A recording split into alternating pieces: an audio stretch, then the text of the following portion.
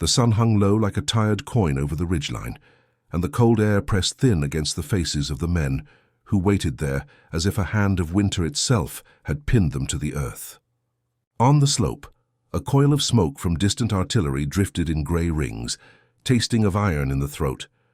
The rifle on Quilon Mirth's shoulder rested easy, not yet loaded with the destiny of a battlefield, only with the memory of 1,000 quiet mornings at the edge of a village ashen with rumour.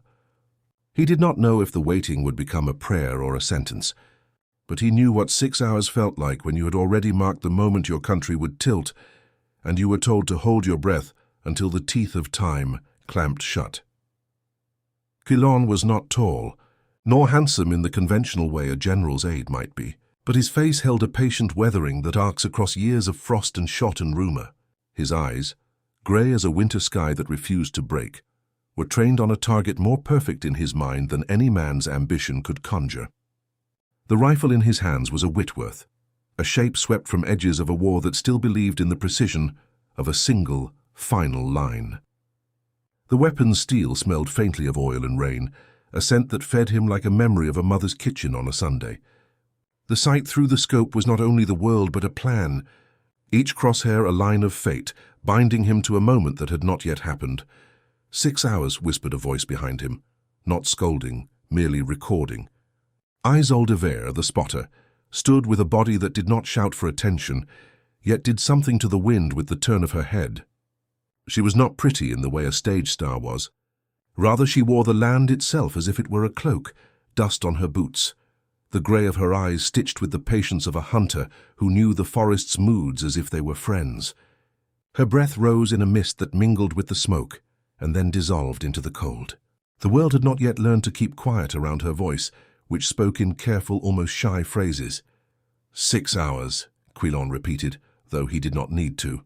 The rhythm of the hour was already carved into his shoulders, into the way his left hand squeezed the forestock and then relaxed again, the way he counted the cadence of distant drums with the pulse in his wrists. The general will be here in a breath, he added, though the general's path had nothing to do with breath. It was the press of wind and weather and the stubborn fate of a war that had learned nothing from the last century but still felt the tremor of it in every footstep. Isolde shifted her weight against the sturdy log she crouched behind, a line of bark and sinew and a stubbornness that could have been mistaken for impudence. The ground rasped under her, a dry, grateful sound to someone who listened to the earth the way a man listens to a violin. We've waited through dawn, through noon, through a sun that forgot to finish its day, she said, voice low enough to hide within the murmur of the distant guns.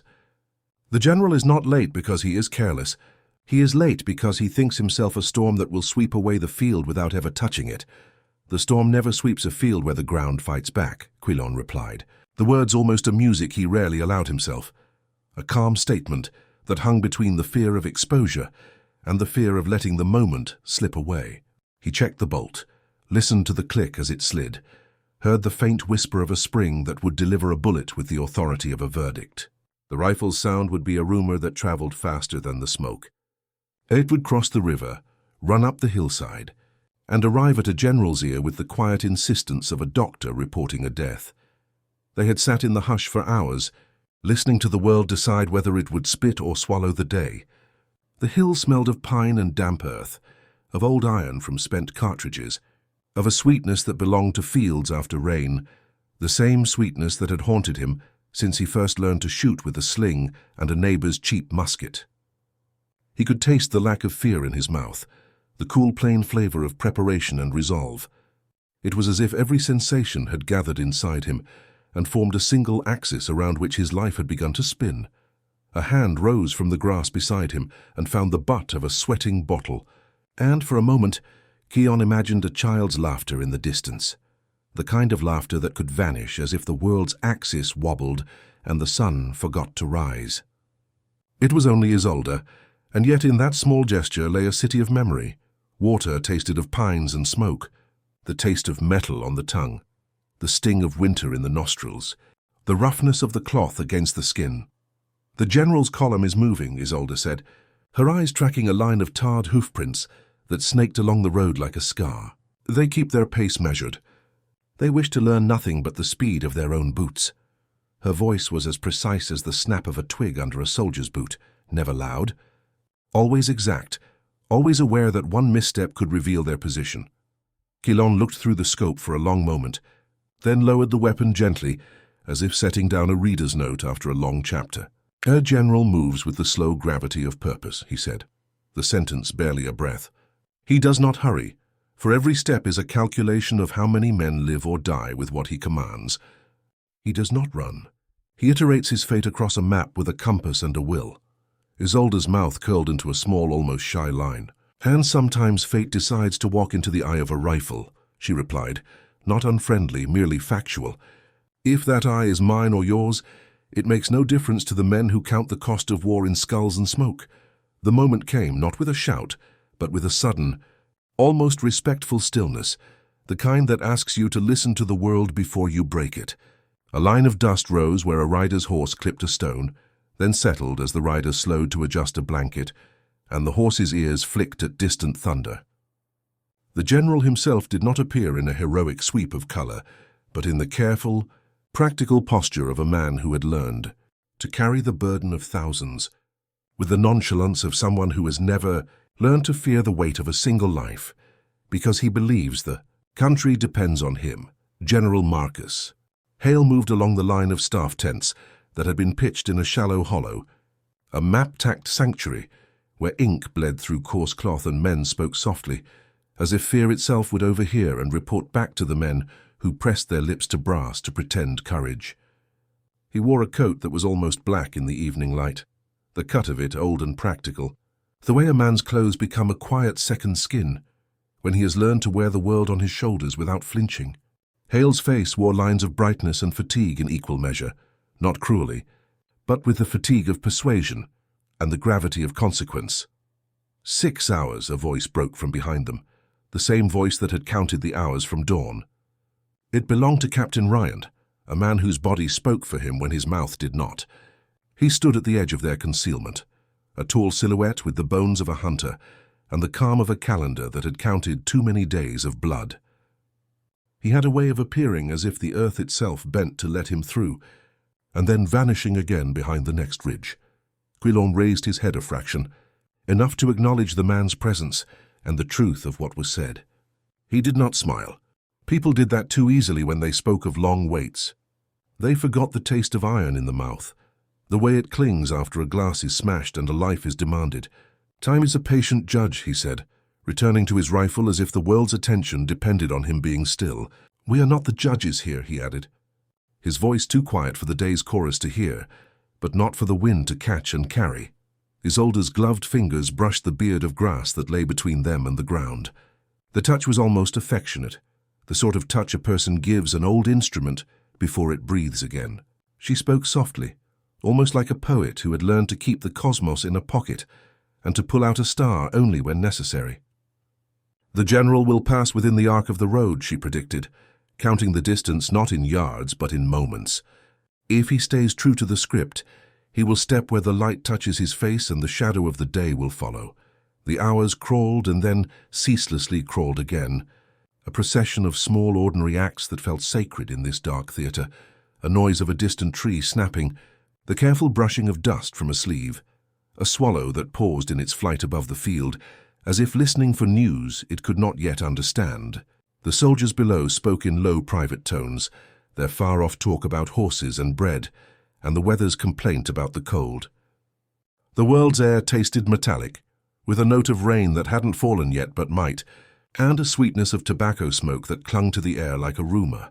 "Something moves," Isolde finally said, not excited, just precise, matching the cadence of a lifetime spent watching horizons. Her eyes followed a slight change in the general's flank, movement that suggested not fear or panic, but the simple human need to adjust a plan when the ground beneath you starts to alter its shape. Hale's column shifted, a line of men tightening their stance as if a sudden wind could rush into them and ruin the math of years in a single gust. Quilon's breath slowed. The rifle's barrel cooled a fraction, and then warmed again with the patience of a man who has learned to hear the world's beating heart in the quiet after a thunderstorm. He measured distance not by a ruler but by a memory. He had learned the range by stepping through the counting of his own seconds as a child counting steps to the edge of a river, the river that once had threatened to carry him away. The numbers had a rhythm of their own, a music of distance that spoke to a voice in his mind that sounded like silk and steel both. 800 meters, Isolde whispered, almost to herself. The distance was the city's name to them now, the city they could enter, if they could only keep their nerve for a handful of breaths more.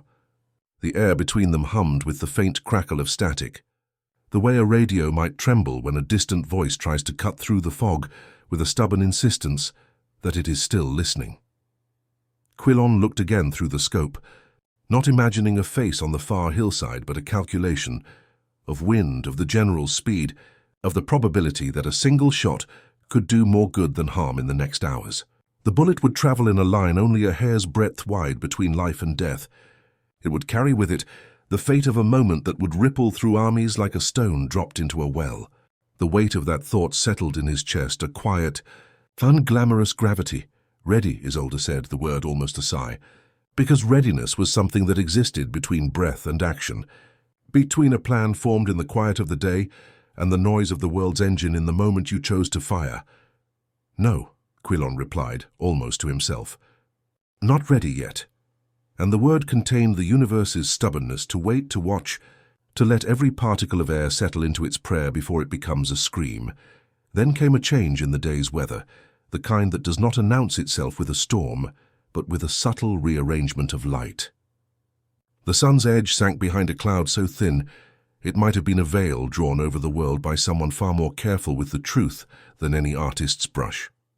The light became a pale silver, and with it the field slowed further, as if the earth itself were holding its breath to see what men would do with such a moment. The general appeared at the edge of his staff's camp, a small, almost inconsequential figure, who nevertheless carried the weight of command like a mantle that had learned to rest without slipping. Hale's lips moved in a dialogue with another man's face, an exchange that looked to Quillon like a conversation between a chess master and his assistant about a game far more consequential than any pieces on the board. Hale turned, a measured gesture of nonchalance that did not fool the weather, for the weather had learned to read the truth of men's hearts by the way they held their bodies. Here comes the test, Isolde whispered, the phrase not loud enough to disturb the world, but loud enough to seize the air between them. Quillon's finger did not tremble. It paused on the trigger, not hovering but resting, as if the shot would only come when both world and will were ready to bow to its arrival. He did not speak. He did not even breathe until it became necessary to breathe, until the moment the world would hold its breath with him. The general stepped into a clear arc of light, a moment in which the field itself seemed to tremble as if listening. A guard on the general's side turned his head, catching a flicker of motion, as if the horizon itself had decided to blink. In that blink, Quillon pressed the trigger. The report did not roar so much as it arrived with a whisper that cut through the day's hum. The bullet's path was a straight lance through the air, a clean line that did not forgive. The distance of 800 meters a testament to the rifle's cunning and the man who guided it. The shot found its mark with a steady, almost indifferent precision. And Hale's face did not twist in fear, but shifted into a moment of unguarded shock, a mask of calculation peeling away to reveal the raw human of a man suddenly aware of the simplicity and fragility of life. Isolde's breath left her in a short, sharp exhale, the kind that is both relief and sorrow rolled into one. She did not watch Hale fall. Her eyes stayed on the body line's end, the way a rifle's flash would vanish into the thin air.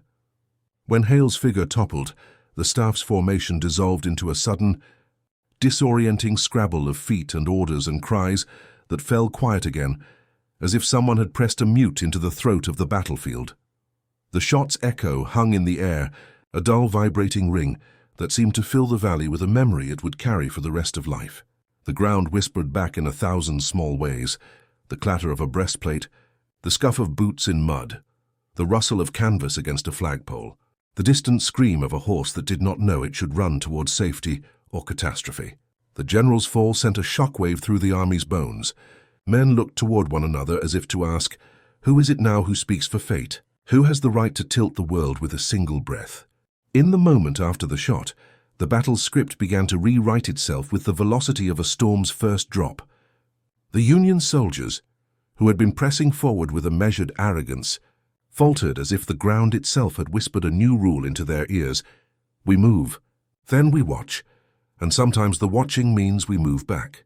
The Confederate lines, which had hunkered into their own grooves of stubbornness, found in Hale's death a new pattern to follow, a sudden, quiet confidence that spoke of a plan now too late to understand, but once clear in its direction. Quilon did not celebrate. He remained very still, a man who could hear the world's heartbeat at a distance and know precisely when to stop listening. The rifle's barrel cooled.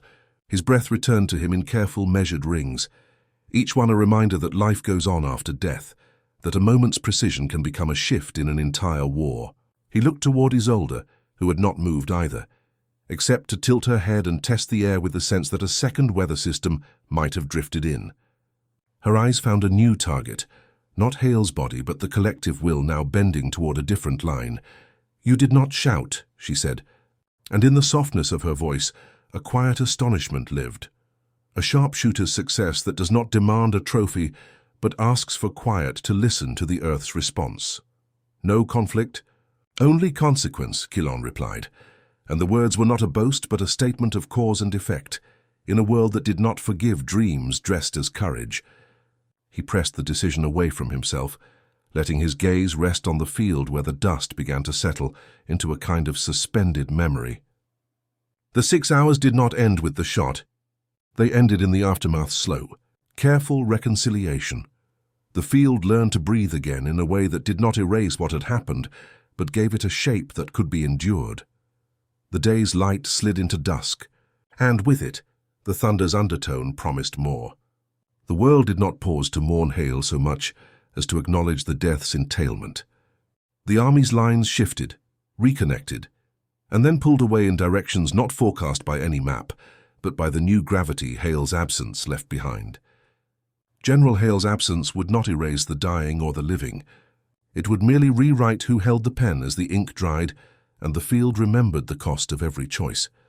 In the quiet after the blast of the shot, Quilon found himself thinking of the people Hale had known, the aides who would learn to orbit a new orbit now that he was gone, the young lieutenants who would discover in a sudden loss a reason to hate or to heal, the soldiers who would whisper to each other about the one shot that decided something more than a day's skirmish.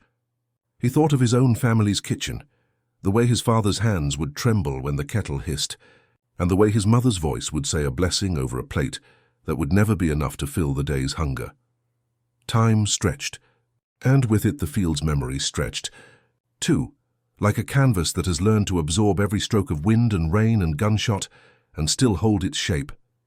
The battle's turning point lay not in Hale's blood or his absence, but in the silhouette Hale had carried on his shoulders, the belief that a single decision could tilt the world, a belief that Quilon had in that moment made real by his own choice to wait and to aim with exact, unyielding mercy. The night fell with that strange stillness that comes after the worst of a storm has passed. The fires along the Confederate line glowed like coals in an ash pit, bright enough to remind men they were alive, dim enough to remind them that the next day would demand more of their courage than the day before. The air carried the scent of damp earth and smoke and something else, something that could be tasted on the tongue, a copper sweetness that spoke not of victory, but of the cost of living with the choice you made and the things you could not undo. Quilon never spoke of Hale again in public or with the weight of a boast. He spoke of the field, of the wind, of the way a rifle's breath could become a quiet partner to a man's resolve and then vanish as if it had never been. Isolde did not speak of the shot either, at least not in the way a man might recount a legend. She spoke instead of the hours that followed, of the way the field's mood shifted from a brittle, expecting silence to something more like a patient resume of what the morning would demand. They did not need to remind one another of what had happened. The field and the day did that with their own slow, inexorable grammar. When at last the lines pulled back into a fragile, tenuous order, Quilon rose from his concealment, feeling his muscles remember an old athlete's discipline, how the body, once stretched by vigil and fear, could slip back into ordinary motion with an almost comic relief. He moved with the careful economy of a man who had carried life and death in the same palm and learn to separate them only by the distance a field provides. He slung the Whitworth over his shoulder in a way that did not feel like victory, but rather a neutral return to a normal day's work. Ink still wet with something that would take years to dry. The road's dust rose again as men paced, as orderlies moved, as the army began to understand what the day's events would cost and how much the cost would be worth. The 6 hours waiting, the 800 meters distance, the shot that divided a moment into before and after, all of it reshaped the war's future, with a quiet insistence that would not be denied by any speech, no matter how dramatic a speech might sound. Hale's death did not end the war as the world knew it, but it did end a chapter in the field's memory and began a new, one in which the men who would come after must decide what to carry forward and what to lay down in the Earth's patient tomorrows. As night wore deeper blue over the ridge, Quilon found a small private contentment in the reality that the war would go on without him, in the same way it had gone on without any of the men who stood on lines like theirs. He did not fantasize about becoming a legend. Such things did not interest him. He preferred to imagine a quiet kitchen back home where a kettle hissed and his mother or sister whispered prayers over a simple plate of bread and meat, the taste of it warmed by a stove's breath and a promise of safe sleep. The world would pretend to forget the day. Time would insist on remembering it. He would carry the memory of the shot, the exact moment Hale's life crossed into a line drawn in the dirt and then faded into the Earth's own long history of scrawled notes and quiet courage, the sort of courage that does not demand applause but deserves mercy. Somebody later would ask him why he had waited 6 hours. He would tell them the same thing he told himself on the ridge that day, that waiting for the right moment is sometimes more honest than acting on impulse, that the universe does not reward rashness when a life rests on the tip of a bullet's promise. He would not claim a virtue for it, would not call it fate as much as an invisible law the field chooses to illuminate for a moment and then forget. The truth was simpler and harder. The world does not bend to the will of a single man, but a single act. A precise, quiet, merciful act could tilt the world's balance just enough to alter the day's story. In the end, they would bury General Hale with the same care they gave to every man whose last breath paused on the field's edge. They would tell the story of a shot, of the distance, of the man who waited and pulled the trigger with the patience of a man who understood the difference between a misstep and a conscience. Some would hear the tale and call it tragedy. Some would hear it and call it calculus. Quilon heard something else, a deeper, quieter sound, an acknowledgement that the world's history would not be written by grand gestures alone, but by the small, unglamorous things that accompany a long, quiet vigil. The days that followed were not kind or cruel, just inexorable. The men on the ridgeline moved with the same stubbornness that had carried them there in the first place, and the 6 hours' quiet became a memory in which a single moment stood like a sentinel, watching the war's end approach with a patient, almost tender inevitability. The field learned to live with the knowledge that a single shot had altered nothing of the human cost, but had altered the order of actions enough that the battle's heart beat to a different drum. Years later, when the war was a map folded away and kept in a drawer, Quilon would still hear, occasional and quiet, the crack of a distant rifle and the soft, almost affectionate whisper of a wind that sounded like an old friend's voice. He would remember Hale's face not with triumph, but with a stark recognition of the line a man can cross and the price paid for crossing it. He would remember Isolde's steady gaze, the way she had watched the world's turning with a scientist's curiosity and a hunter's patience. And he would understand at last that their waiting had not ended with a bullet, but began anew at every dawn's edge, where a man still has something left to protect, something left to hope for, something left to carry into the night. The war did not end the day Hale fell. It extended into a drawn-out, terrible, necessary time where every breath might be the last, and every breath could be used to hold another's life. Quilon did not know what words would survive, what songs would be sung, what monuments would stand when the earth shook off its old memory and learned a new one. He did know, however, that in the precise moment when a man aims and pulls the trigger, a history of care, care for a friend, care for a country, care for the truth that no one in that field could pretend to own, becomes something shared by the world's quiet. Stubborn souls who keep their watch despite the cost, and in that sharing lay the relief and the pain of a ledger that will always be incomplete. The 6 hours, the 800 meters, the shot between the eyes, the change in the battle, these were not merely numbers but a life's hinge, a doorway through which a war slipped into another chapter. Not because the bullets dictated it, but because the men who held the rifles believed the world deserved one more chance to be measured, not by glory but by mercy. In the end, that was the true victory and the true cost, that sometimes a single, careful act is all a man has to offer, and sometimes it is enough to tilt history toward a quieter future.